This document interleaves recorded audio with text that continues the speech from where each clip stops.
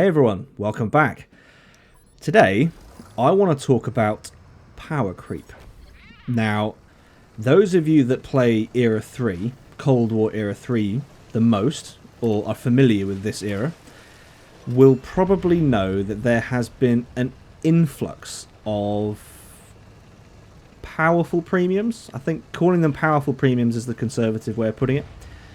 Yes, we've had a few introduced to the game in the last 6 months or so, and they're having an adverse effect on the quality of the gameplay. Now, straight away, what I'm going to do is I'm going to put a poll out on my channel that is to go along with this video right here. Because in my mind, there are two solutions to this problem. One is you bring all the powerful tanks down, you nerf them, or you bring all the tanks around them up, you buff. The question is, what would you want to see? Would you want to see everything else buffed, or would you want to see these 3 or 4 culprits nerfed? Is that what you want to see, or do you want to see everything else buffed? So that's the poll to go along with this video. Vote so I and those folks at WarGaming can get an idea of what people would like to see. That's, in my opinion, that's probably the easiest way of getting this information from us to them. So let's dive into the topic of power creep. If you're new, you might not have heard this term before, or maybe you have and you don't know what it means. So power creep essentially is when a game sets a baseline. So a good example of this is the release of Cold War. Some tanks have been buffed slightly along the way, but for the most part, a baseline for Cold War has been set. Now, power creep is when a new premium comes out and it's just slightly better, and then another one comes out and that's just slightly better, and you can see how this steps up. And this steps up to a point where tanks are up here, and when you go back to the baseline tanks that were released when the game mode first came out, or you go back to your favorite tech tree tank or whatever it is, you get into a game and the tanks around you are up here and you're down here and you just can't compete, or you try your best and you're not as competitive as you used to be. That is what power creep is. It's when tanks, or in this case it's when tanks premiums are brought in that just snowball. The power levels just snowball because I don't know why this happens. It could be because a powerful premium's brought in and then it's decided, oh, we need something to combat this powerful premium, so we'll put this one in, and then, oh, we need something to combat that one, and that one's brought in, and you just blah blah blah, and the ladder goes up. So in Cold War, the culprits that we have, and I will talk about World War II as well, although I'm not as well versed on World War II, but I'll still just say it just for completeness sake. In Cold War, Era 3 particularly, we have the Object 292, the Object 477, which you're seeing me play right now, and we have the Weasel. In the last 6 months, these 3 tanks have showed up in the game, and they are having an adverse effect on Era 3. Now, we did have an issue in Era 2 with the FV4211, but that was corrected. A patch was released for the 4211, and that patch basically made the 4211 what it should have been from the start. So, that one I can sort of see past that one, because it was what you could call a design oversight. Like, oh, we weren't aware that module you couldn't damage it the way you were supposed to damage it, and it's been corrected, and now the tank is, well, it's exactly what it should have been from the start, and what it was meant to be from the start. So Era 2 is okay. Era 1 doesn't really have this problem. The E3 is a strong tank, and every new player gets one, which is a good introduction to premiums. It's a good way of WarGaming saying, hey, spend a bit of money and you can get a tank just like this. In theory. So Era 1 is pretty safe. Era 2 is now what it should have been, but Era 3 is struggling. But it's not just Cold War. I know World War II has this problem as well. There are probably more tanks than I have at mind right now, but I know the Turan is one of them. A lot of people are saying the Turan needs a nerf. And again, a lot of people, I know 1cc in particular, is constantly on this. It's quite amusing. But the AVRE. The AVRE is one that is rubbing people the wrong way, and it's upsetting the ecosystem, you know, that it's not conducive to healthy gameplay, I think is a way of putting it. But yeah, these are the tanks that are the problems, and I've explained what power creep is now. So we understand the problem tanks, and we understand what the problem is specifically. So solutions.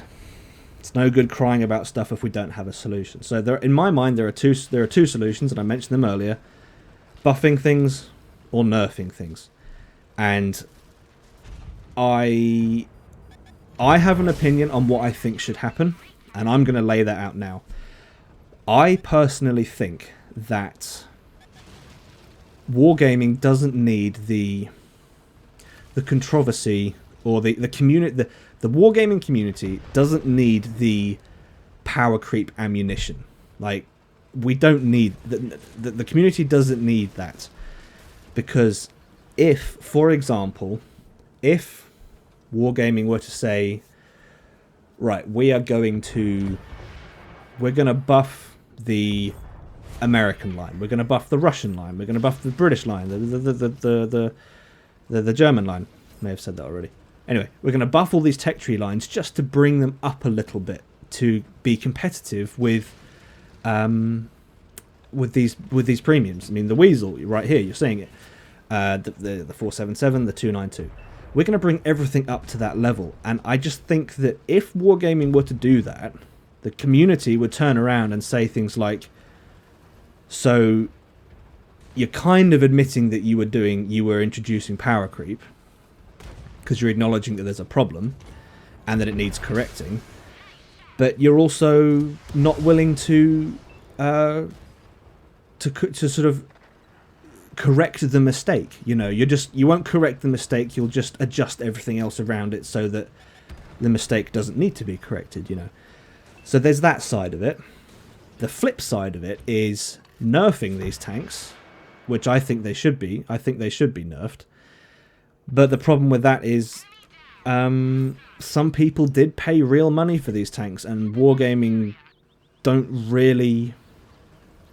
nerf premiums, really. It has happened, but it's not all that common. And messing around with products that people have bought, you know, they've spent real money on them, I can see why that is a problem. I really can. You know, if you buy a car with a 2-litre engine and then suddenly the manufacturer turns around to you and goes, "Oh, well, actually, we're going to make that a 1.5, you'd be like, "Well, I paid for a 2-litre. I want a 2-litre." You know, that's what my money went towards. So I can see why there is a problem from both sides with buffing and nerfing. Now, I may not have covered absolutely every aspect of either of these options, but in my personal opinion, I think less damage would be done if these tanks were nerfed. 292 taking a hit there. That's my personal opinion. I think if WarGaming were to buff things, that would only encourage people to say, "Ha, look, you're doing power creep," and I just don't think that's necessary, and I would personally like to see that avoided. Now, if buffing everything else is technically the easier thing to do, or it's the less controversial thing to do because you're buffing tech tree tanks which are in theory free, you're not tweaking with people's money, then I get that as well. But I don't think that should be option A. I think option A needs to be, let's just bring these overachievers, not really overachievers, are they? They're excessive achievers, let's say. I think these guys they need to be brought down. You know, let's take their steroids away. Let's just bring them down back to a regular level. That's my opinion. But what do you guys think? So, please check out the poll that I'm gonna have on my channel that goes with this video, and tell me what you think. Nice ammo rack on the 477 there in the Weasel, and we do over 10,000 damage.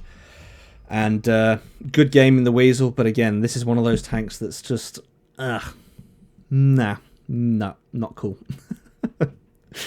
Anyway, check out the poll on the channel. Let me know what you think in the comments. Make sure your vote is there because you know, it's nice to have a little poll going so we can see what people think. What is the balance of this sort of thing? So yes, please vote.